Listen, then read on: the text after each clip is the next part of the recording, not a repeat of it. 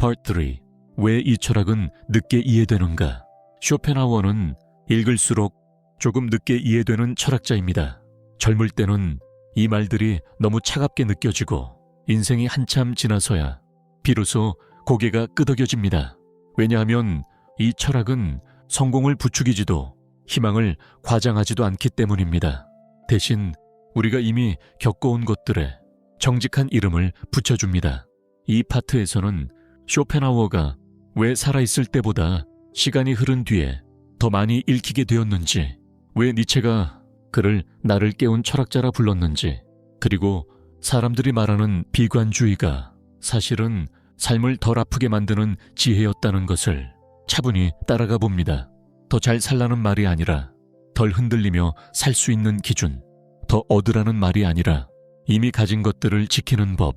쇼펜하우어의 철학은 인생 후반에 와서야 비로소 와닿는 말들이 담겨 있습니다.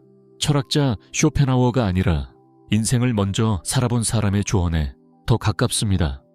11장. 인생 후반, 왜 그의 철학이 다시 읽히는가? 쇼펜하우어는 젊은 시절에는 거의 인정받지 못했습니다.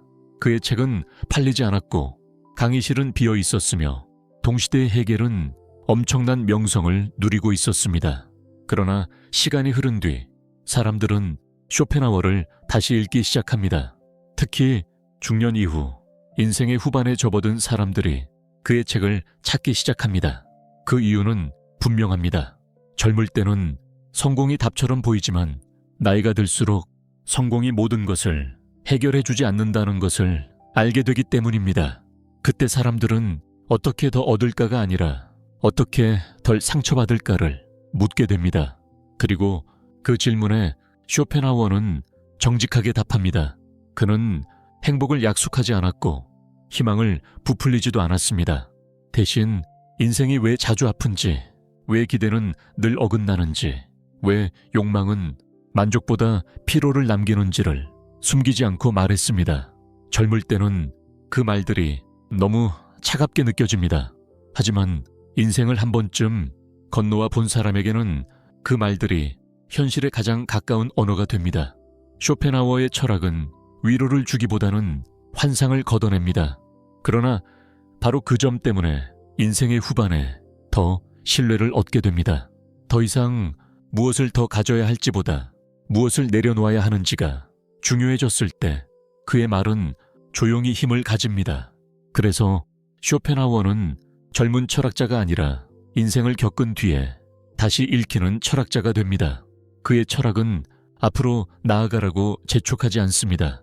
대신 지금 서 있는 자리에서 조금 덜 아프게 살아도 된다고 말합니다. 그리고 그 말은 인생의 후반에 비로소 이해됩니다. 12장. 늦게 인정받은 철학자 쇼펜하우어는 평생을 외롭게 보냈습니다. 젊은 시절 그는 자신의 철학이 시대를 앞서 있다고 믿었지만 세상은 그를 외면했습니다. 그의 대표작 의지와 표상으로서의 세계는 출간 당시 거의 읽히지 않았습니다. 강의실에는 학생이 없었고 출판사는 관심이 없었으며 동시대의 철학자들은 그를 불편해했습니다. 그러나 그는 자신의 생각을 바꾸지 않았습니다. 사람들에게 환영받지 못해도 유행에 맞지 않아도 그는 진실은 언젠가 읽힌다고 믿었습니다. 아이러니하게도 그의 철학은 말년이 되어서야 조금씩 주목받기 시작합니다. 그리고 그가 세상을 떠난 뒤 비로소 진짜 영향력이 시작됩니다. 13장. 니체가 존경한 철학자. 젊은 니체는 쇼펜하우어의 책을 읽고 큰 충격을 받습니다. 니체는 그를 나를 깨운 스승이라 불렀습니다. 물론 니체는 나중에 쇼펜하우어의 비관주의를 비판하게 됩니다. 그러나 인생을 고통에서 출발해 정직하게 바라보는 태도만큼은 끝까지 존중했습니다. 니체의 의지, 극복, 초인 사상도 그 뿌리를 따라가면 쇼펜하우어의 이지 개념과 맞닿아 있습니다. 즉, 니체는 쇼펜하우어를 부정하면서도 그 위에서 자신의 철학을 세운 인물입니다. 이것만 봐도 쇼펜하우어의 사상이 얼마나 깊었는지 알 수 있습니다. 14장. 비관주의자는 정말 비관적인가? 많은 사람들이 쇼펜하우어를 염세주의자라고 부릅니다. 그러나 그의 비관은 절망이 아니라 정확한 현실인식에 가깝습니다. 그는 말합니다. 삶이 고통이라는 사실을 인정하지 않으면 사람은 불필요한 기대 때문에 더 큰 고통을 겪는다. 그의 비관은 사람을 주저앉히기 위한 것이 아니라 헛된 기대에서 해방시키기 위한 도구였습니다. 그래서 그의 철학을 제대로 읽은 사람들은 오히려 마음이 가벼워졌다고 말합니다. 15장 고통을 줄이는 삶의 기술. 쇼펜하우어는 행복해지는 법보다 고통을 줄이는 법을 더 중요하게 여겼습니다. 그가 제시한 방법은 아주 현실적입니다. 첫째, 비교를 줄일 것. 둘째, 인정 욕구를 낮출 것. 셋째, 욕망의 속도를 의식적으로 늦출 것.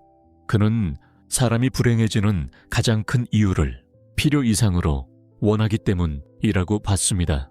원하는 것이 줄어들면 좌절도 함께 줄어듭니다. 이 단순한 원리를 그는 평생 반복해서 말했습니다.